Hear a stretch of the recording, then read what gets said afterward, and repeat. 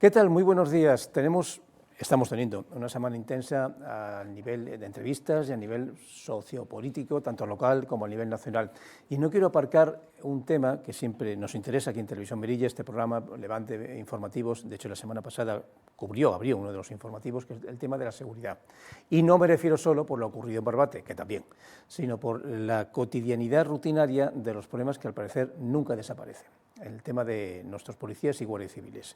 Y de esto vamos a hablar hoy otra vez, sobre todo por dar un poco de publicidad y pesadez a nuestros representantes políticos para que actúen en consecuencia. Tenemos, por tanto, aquí a Jesús Barranco, máximo responsable del SUB en Melilla. Bienvenido una vez más. Hola, buenos días. A ver, voy a empezar siendo optimista, echando mano de cosas que ya se han hecho, pero que son el ejemplo de que cuando uno se reúne y habla, a veces se llegan a acuerdos.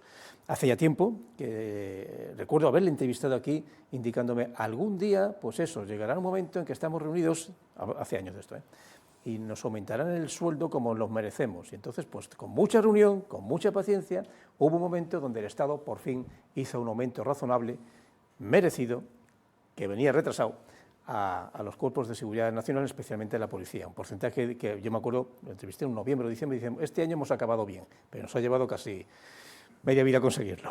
Vale, con lo cual si se reúnen a veces se consiguen las cosas, pero a veces no. Y ustedes tuvieron una rueda de prensa, todos los sindicatos, quiero decir, la semana pasada, que ya es difícil verles juntos, protestando, criticando el hecho de no conseguir una serie de aspectos y parámetros que entiendo yo que es más bien por una no recepción, o sea, no una mala negociación, sino una no negociación. ¿Qué les llevó a reunirse todos juntos? Que, insisto, era casi histórico, no hacía tiempo que yo no lo veía. Bueno, tenemos aquí en Melilla lo bueno que tiene esta ciudad es que es una ciudad pequeñita y nos podemos ver prácticamente todos los responsables sindicales en un momento dado y tener reuniones, charlas, por teléfono o cuando los ves o te encuentras en los puestos de trabajo. La plataforma de Policía Nacional y Guardias Civiles, por la equiparación y por la jubilación digna, lleva funcionando más de 2 años, casi 3 años. Como tú has dicho, es verdad que en el año 2018 se consiguió algo que llevábamos reclamando mucho tiempo, y era una equiparación con las fuerzas y cuerpos de seguridad, con otras policías autonómicas y locales, con respecto a nuestro sueldo y que no se nos diferenciara de las nóminas que cobraban policías locales y policías autonómicos.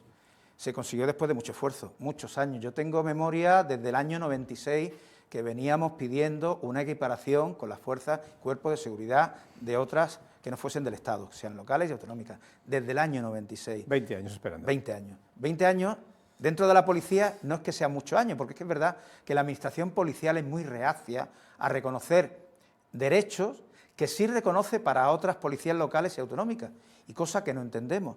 Entonces, ese acuerdo del 2018, por acuerdo por la equiparación salarial que se firmó con el Partido Popular, tuvimos que lucharlo y pelearlo en un momento en los que también hubo una crítica y hubo una crisis, y hay que acordarse, con los problemas de las movilizaciones que se hicieron con mucha violencia del 1O y de la independencia en Barcelona, con movimientos que iban en contra de nuestra autoridad y con manifestaciones muy violentas hacia nosotros, hacia la Policía Nacional y la Guardia Civil.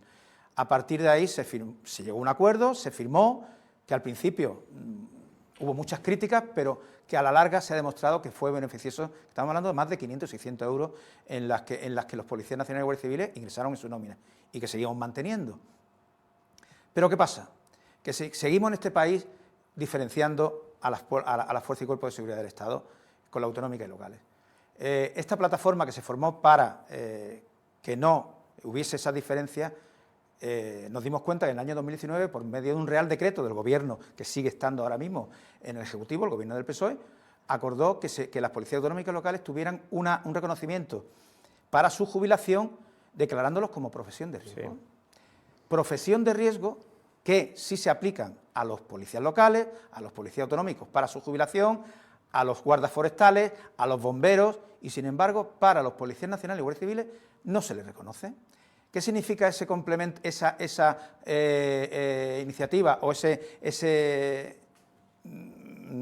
profesión de riesgo que se aplica para la jubilación de los policías locales y autonómicos? que hay un coeficiente de índices correctores en la que el Estado, mejor dicho, la comunidad autónoma o el ayuntamiento asume un porcentaje económico para que vaya a la pensión de jubilación en su sueldo base y en los complementos generales que tiene, que es lo que hace que tú cuando te jubiles con los años de jubilación, pues con ese Real Decreto se pueden jubilar con 6 o 5 años de servicio antes de 5 años antes de que tú te puedas jubilar cumpliendo unos años de servicio. Y a nosotros pues no ha vuelto a pasar, es decir, no quiere considerarnos el Gobierno, el Ministro de Interior, no nos quiere considerar profesión de riesgo y estamos viendo que solamente por llevar un arma y estar en la calle defendiendo los derechos y la seguridad de las personas a las que tenemos que atender sí o sí, pues no nos quiere considerar. Y ese problema lo estamos teniendo inclusive en la equiparación salarial que firmamos en el año 2018 y que al principio el PSOE y el ministro de Interior fue muy renuente a querer aplicar los tramos, le costó mucho reconocer, no sé si es porque el tema de los conflictos políticos entre PSOE y PP, que siempre están en boca de todos, pues le costó mucho reconocer ese acuerdo que se firmó con un partido político, pero al final lo aceptó y cobramos los 3 tramos que teníamos que tener en 3 años de ese acuerdo de cooperación. Pero seguimos estando igual, seguimos teniendo diferencias salariales con los acuerdos que se tienen entre los partidos políticos que conforman el Gobierno y con las cesiones que se hacen a diferentes partidos que gobiernan en comunidades autónomas donde tienen policía autonómica, sea en el PNV, sea en el País Vasco o sea en Cataluña. Entonces volvemos con la reunión que mantuvimos, mejor dicho, la rueda de prensa que se dio hace una semana. Lo que hicimos es dar a conocer a la opinión pública que el próximo viernes 16 de febrero a las 12 horas vamos a hacer una concentración para reclamar nuestros derechos, para que el Gobierno del Interior, el Gobierno de España, el Ministro de Interior, sepa ya de que ya está bien de diferenciarnos, que asuma su responsabilidad, que nos reconozca como profesión de riesgo y que podamos jubilarnos dignamente, igual que se pueden jubilar los policías locales y los policías autonómicos, y que el acuerdo de equiparación, que no está completo, se aplique. El acuerdo de equiparación no está completo porque hay una ley que se firmó con el Partido Popular en la que se instaba al Gobierno a que hiciera una ley de retribuciones para que no hubiera diferencias salariales. Y esa es la ley que a nosotros nos interesaría. Tiene que ser una ley orgánica, que es de un índice, de un tramo inferior a la Constitución, para que no haya diferencias salariales. No podemos estar siempre por acuerdos entre políticos, entre partidos políticos, cuando llegan al Gobierno, que haya diferencias salariales por un mismo asunto. ¿Qué argumento expone? Porque, a ver, tal como lo explica usted, no solamente es que sea un derecho o unos derechos, el tema económico y el tema de la seguridad, el tema de que se les considere una profesión de riesgo, que lo es, sino yo hablo de lo lógico. O sea, cuando se ve incluso un documental, iba a decir pacífico, tranquilo, de un grupo de policías en la calle, se les ve siempre atentos, siempre alerta, con sus armas, que el Estado español les permite llevar, y con sus chalecos, que por cierto, elemento de reciente instalación, que durante mucho tiempo aquello no era, solamente lo llevaban algún grupo especial o en un momento singular. Ahora ya es un elemento racional, diario y continuo, que se invita además que el policía, sobre todo el que está en la calle, lo lleve. Si alguien lleva un chaleco, es que está en una misión, si no de riesgo alto, al menos siempre continuo. Y por pura estadística, cuando sales a la calle, cualquier policía a lo largo de su vida operativa tendrá algún incidente, al menos uno, por mínimo que este sea, o 2 o 3 y quizás no tan mínimo, quizás algo grave. ¿Qué argumenta la Administración para no considerarles un oficio de riesgo a la Policía y a la Guardia Civil? Que constantemente los medios de comunicación sacamos sus acciones de riesgo día sí y día también, y las que conocemos, no le cuento las que no conocemos. Efectivamente, el comentario que has hecho de que solamente ya por llevar un chaleco antibalas significa de que esa prevención ante una posible actuación conlleva un riesgo, y en la calle todos los días tenemos riesgos.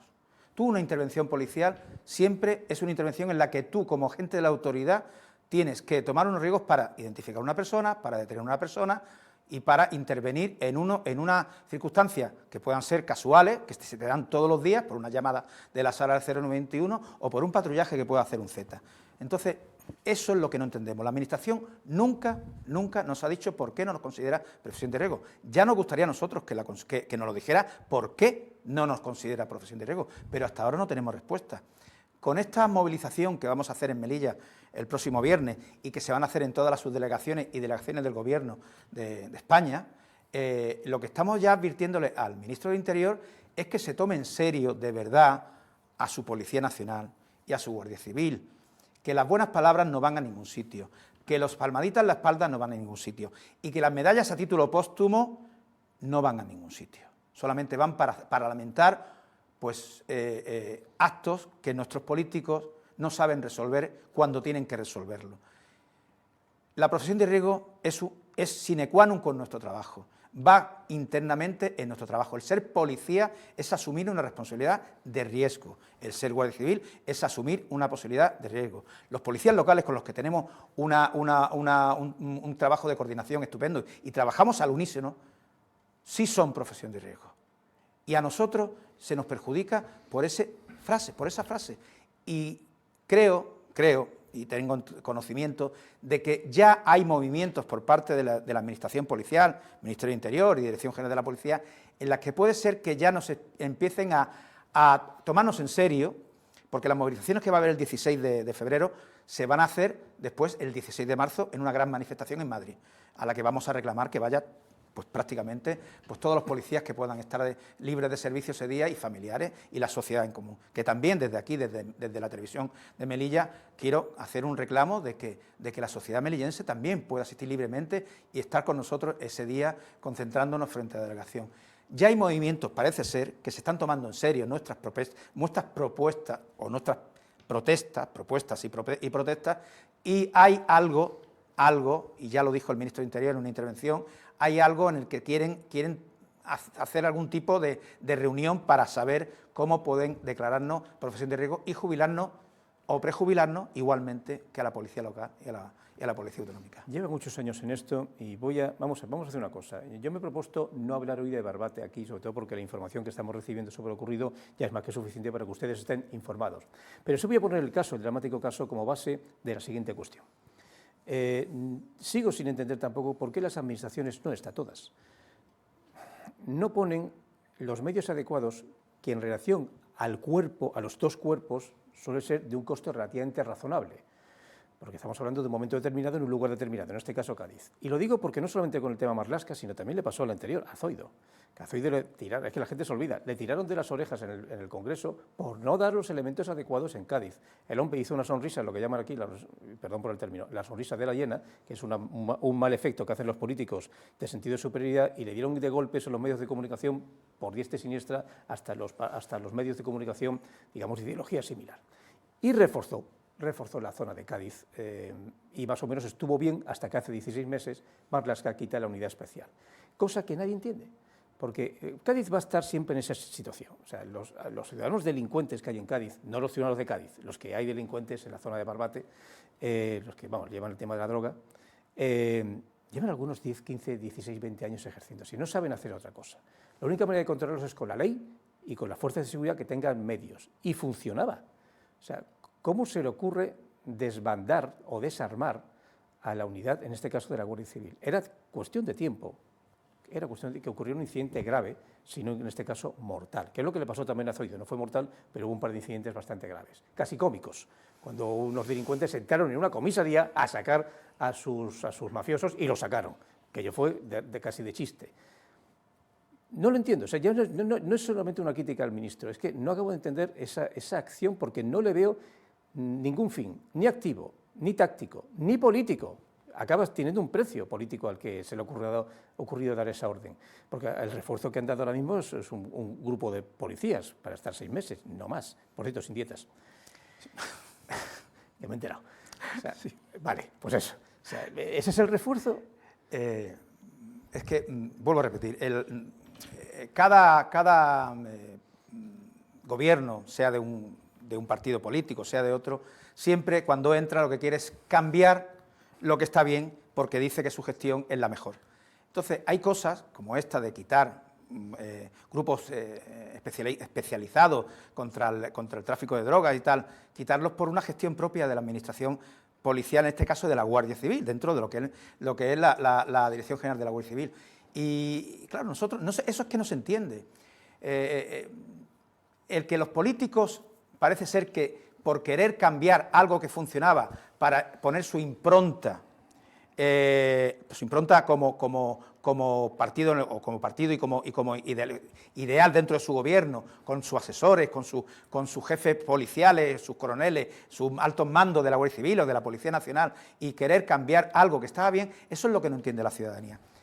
Aquí el problema principal, aparte de todos estos cambios que pueden hacerse desde la administración policial del partido político que esté en el gobierno o del color que esté en el gobierno, que son legales, pero no son entendibles cuando algo funciona, el principio de autoridad. Aquí tenemos un problema que cada día se está demostrando más. El policía, cuando actúa en la calle, cada día trabaja con menos inseguridad, o con más inseguridad, mejor dicho. Tenemos inseguridad jurídica en intervenciones en las que prácticamente te están grabando ahora mismo en la calle, y la que tú, cuando se estás interviniendo, profesión de riesgo no reconocida por la policía, por el ministro de Interior, y hay que ser así, por el ministro de Interior actual. Yo no puedo hablar ahora de lo que pasó hace 4, 5, 8 o 10 años, yo hablo cuando estoy ahora mismo trabajando como responsable sindical y en el momento en el que estamos viviendo. Las intervenciones policiales cada día son más peligrosas para el policía, porque está más pendiente de las actuaciones que tienen que hacer en una intervención policial, de la persona que te está grabando, que de tu propia seguridad. Que de tu propia seguridad es la seguridad que tú le das al ciudadano que te reclama para que lo protejas, y eso es lo que no debe permitirse. Que cualquier intervención se te grabe, que cualquier actuación en la que tú tienes que intervenir con la fuerza mínima indispensable para detener a una persona que está violentamente, que está agresivamente y no quiere atender tu requerimiento solamente por pedir el DNI, solamente por pedir el DNI. Yo tengo casos que me llegan a la sede del sindicato de compañeros en actos de servicio que se han lesionado solamente por una intervención en la que iban a pedir el DNI, 3 meses de baja.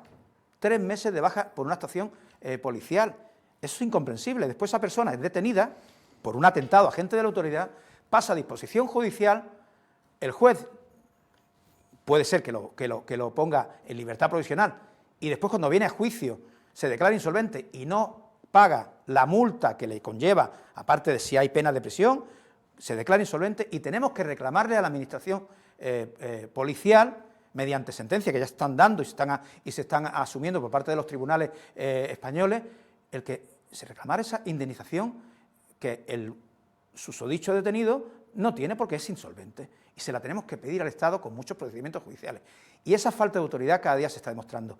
Cada día hay en la calle más intervenciones en las que el policía se encuentra en desventaja. Tenemos chaleco antibala del año 2015 pidiendo un policía un chaleco. Se ha conseguido. Tenemos pistolas Taser, que son pistolas eléctricas que tienen un grado de lesividad menor que el sacar un arma. Pero es que el sacar un arma, cuando tú tienes una intervención en la que una persona va con un arma larga, con un arma blanca, con una katana, yo creo que es proporcional, pero solamente el sacar el arma ya te conlleva una tensión en la que tú tienes que estar pensando en lo que pueda pasar si tú pegas un tiro, aunque no lesiones a esa persona que te quiera agredir con una katana o que está con cualquier objeto que te quiera agredir para no ser detenido, y tienes que pensar en el posterior, no en el momento de la actuación, y ese es el problema.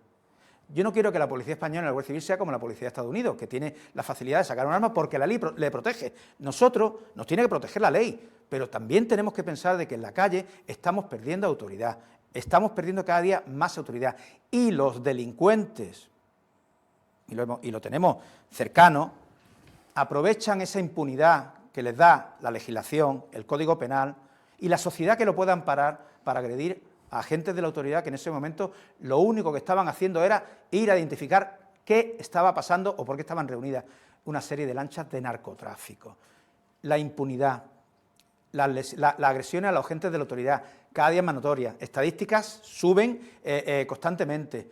El miedo o el no saber cómo tienes que utilizar el arma, o pensar cuándo tienes que utilizar el arma en un segundo para jugarse la vida o lesionar a la persona a la que tienes que detener utilizándola, y pensar en que eso te puede conllevar a un proceso judicial larguísimo, larguísimo. Todo eso conlleva a que cada día el policía, cuando tiene que actuar, se lo piense muchas veces. Y eso es lo que no tendría que pasar, porque juega en un segundo el perder la vida o que la pierda la persona que tienes que defender. Hablemos de Melilla en el aspecto de la frontera. Y aunque ya esto suena un poco a veces a cómico, hablamos de la frontera inteligente, la supuesta.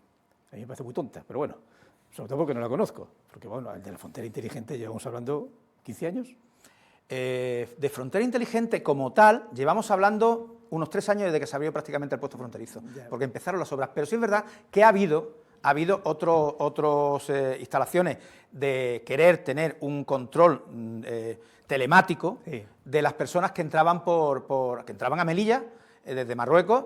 Pues estamos hablando de hace 2016, 17, 18, anteriormente inclusive año 2000. Es que ha habido siempre... El término de inteligente, y perdón por el chiste... Yo es que a mí esa palabra, por eso la digo ya entre comillas.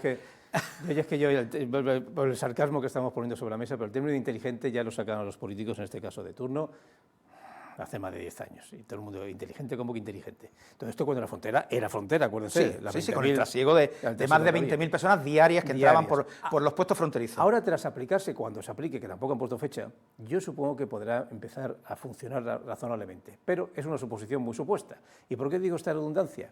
Porque ustedes, al menos como sindicato, no lo conozco a nivel de mando de la policía, ni de la Guardia Civil, ¿saben algo? Uno, ¿de cuándo se abre? Dos, de cómo funciona, o funcionará, voy a hablar en condición al futuro. Y tres, que quién lo llevaría, que entiendo que la policía, que está en la frontera, en la primera línea. Efectivamente, nosotros somos la primera línea en el puesto fronterizo, como no puede ser de otra manera, por legislación, por normativa y por funcionalidad y a funciones que tenemos dentro de los puestos, dentro de lo que es la frontera, paso habilitado. Estamos hablando de frontera, paso habilitado. Yo estoy en la misma situación. Yo me entero de las cosas porque mi trabajo es también ir a los puestos de trabajo.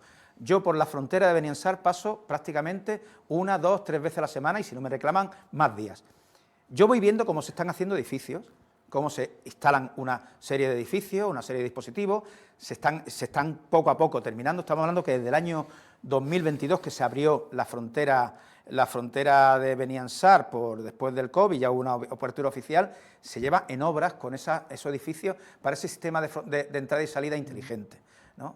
Pero a nivel oficial no tenemos ningún conocimiento de cuánto ha costado, quién lo ha pagado, que bueno, puede ser interesante si lo pone el Gobierno o lo pone Frontex, que es una agencia en la que tiene mucho dinero y puede aportar dinero para esas instalaciones, y si en cuanto se abra ese puesto fronterizo con esos sistemas nuevos de identificación, en los que va a haber un registro y control de viajeros telemático, es decir, cada persona, que eso también lo sé porque yo voy por allí y me lo dicen los compañeros que están trabajando, se va a registrar a todas aquellas personas que quieran entrar a Melilla.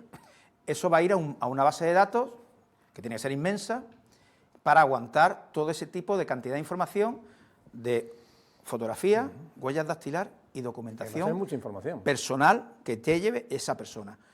Eso supuestamente va a provocar unos retrasos para entrar a Melilla y supuestamente esos edificios que están cerrados porque va a haber unas cabinas documentales que son muy caras y muy costosas, pero solo son suposiciones, pero tiene que ser caro y costoso poner una cabina telemática en la que tú, enseñando tu cara, te hacen una foto, te dicen quédese aquí, no se mueva, haga la foto, le hacen una foto, te pase el pasaporte por un verificador, ponga sus datos, ponga sus huellas digitales, todo eso va a costar un tiempo.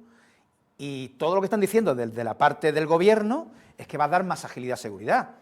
La seguridad yo no lo discuto, pero la seguridad también la pongo en entredicho. Todavía no sabemos el número de policías que va a tener el que se abra esos edificios que van a hacer, que supuestamente van a dar más agilidad al tránsito peatonal, no al tránsito de vehículos.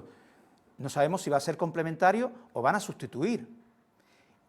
Sí, lo que sí sabemos es que vamos a necesitar un número superior al de agentes policiales, que ahora mismo tienen 8 puestos de trabajo por cubrir dentro de la frontera de Beniansar, y solamente hay de 9 a 10 policías. Cuando se abra eso, vamos a necesitar el doble de policías que tenemos ahora, por turno de trabajo. Estamos hablando, y eso ya lo he contrastado con compañeros que trabajan y son jefes de responsables de servicio, que diariamente, si se abren esos puestos, esas instalaciones policiales con cabinas documentales informatizadas, vamos a tener que cubrirlo con 20 policías por turno. Tarde, mañana, noche, con 6 turnos, si la jornada laboral va a seguir siendo la misma. Eso es un incremento muy, muy sustancial. Y solamente doy un dato. El concurso general de méritos que ya no han pasado el borrador del concurso general de méritos, que es el concurso de traslado, que cada año sale y los policías tienen derecho a pedir a partir del principio de marzo, solamente van a venir 30 policías. 30 policías a la Jefatura Superior de Policía de Melilla. No vienen a Fronteras. Otra reclamación, reivindicación que el Sindicato Unificado de Policía lleva pidiendo y exigiendo al jefe superior y a los órganos directores de la Dirección General de Policía, que se reconozca como el puesto fronterizo de Benianzar como un órgano independiente de la jefatura en temas de gestión de personal y de petición de personal, porque solamente tenemos ahora mismo catalogados a 30 policías, solamente a 30 policías en el catálogo de puestos fronterizos. El nuevo catálogo que ha salido hace poco, actualizado, no ha modificado el del año pasado. Vamos a tener un problema este verano si es que se inauguran las obras, y tengo entendido que después del Ramadán, que viene dentro de nada, dentro de unos 20 días, puede ser que se inaugure en mayo, junio, puede ser, pero no sabemos nada. Vamos a tener un problema de personal. Viene la OPE otra vez. Vamos a pedir personal operativo policial para la OPE. Petición sin dieta, otro error más de la administración policial, el no pagar los traslados y desplazamientos a un puesto diferente. Los peticionarios no van a querer venir perdiendo, nadie quiere venir perdiendo. Tú tienes que venir, por lo menos, que te salga igual, que no pierdes ni ganes, pero no perdiendo y poniendo de tu dinero. Estos problemas los veremos. Y yo he sido desde el principio muy escéptico a todos estos cambios que parece que son para bien, pero que en Melilla nunca han surtido efecto, nunca. Tarjetas telemáticas que se hacían en el año 2000, en las que yo estuve trabajando en una oficina dentro de un vehículo policial, en los diferentes puestos fronterizos, Mariguari, Benichiquer, y estamos hablando de Benichiquer, que es la frontera del barrio chino, Frajana, y hacías unos carnés en las que tú le hacías una foto a un ciudadano marroquí, y ese carné se metía después en un dispositivo dentro de la frontera, que eso ya era una frontera, entre comillas, inteligente, y pasaba sin tener que acceder el policía a ningún tipo de presentar documentación. Eso duró 3 meses. 3 meses. El sistema se vino abajo, como siempre.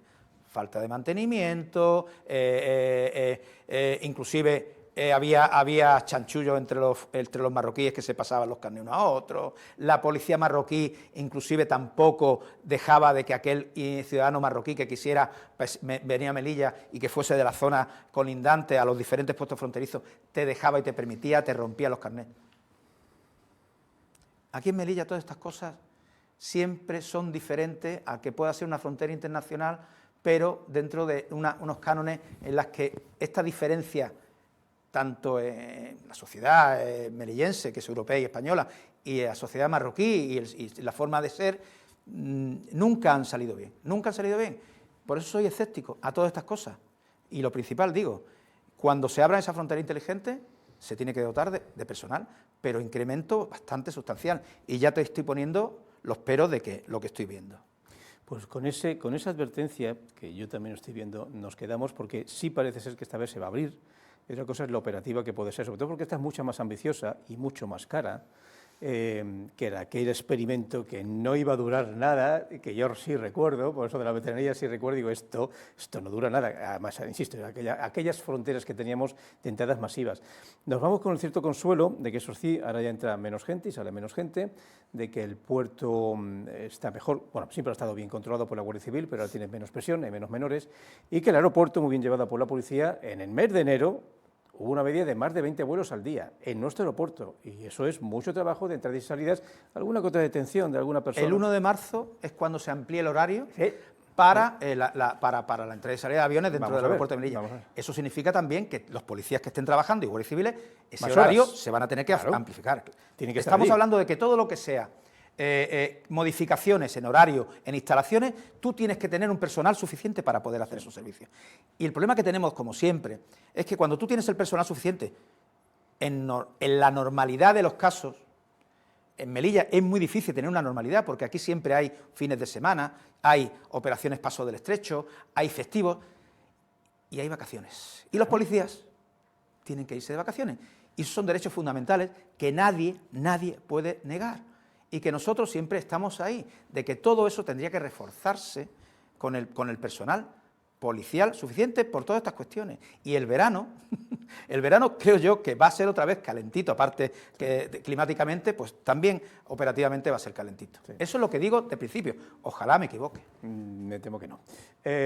Don Jesús, nos seguiremos viendo ya, porque tienen ustedes ya la primera concentración pasado mañana, si no mañana. El viernes a las 12 del mediodía, frente a la Dirección de Gobierno, invito a toda la ciudadanía melillense, a todos los familiares de los policías nacionales y guardias civiles y a los policías nacionales y guardias civiles que estén fuera de servicio a asistir a esta concentración, porque contra más unidad tengamos, seguro, y creo que tenemos una oportunidad, podemos conseguir lo que estamos reclamando. Y luego además las nacionales también, las concentraciones nacionales. Efectivamente. Nos seguiremos viendo, eso es evidente. Y con esa promesa de que les seguiremos viendo, si no en este programa, en otros programas de esta televisión, nos despedimos hasta mañana, donde volveremos otra vez a entrar en la línea política. Pero la sorpresa mañana. Venga.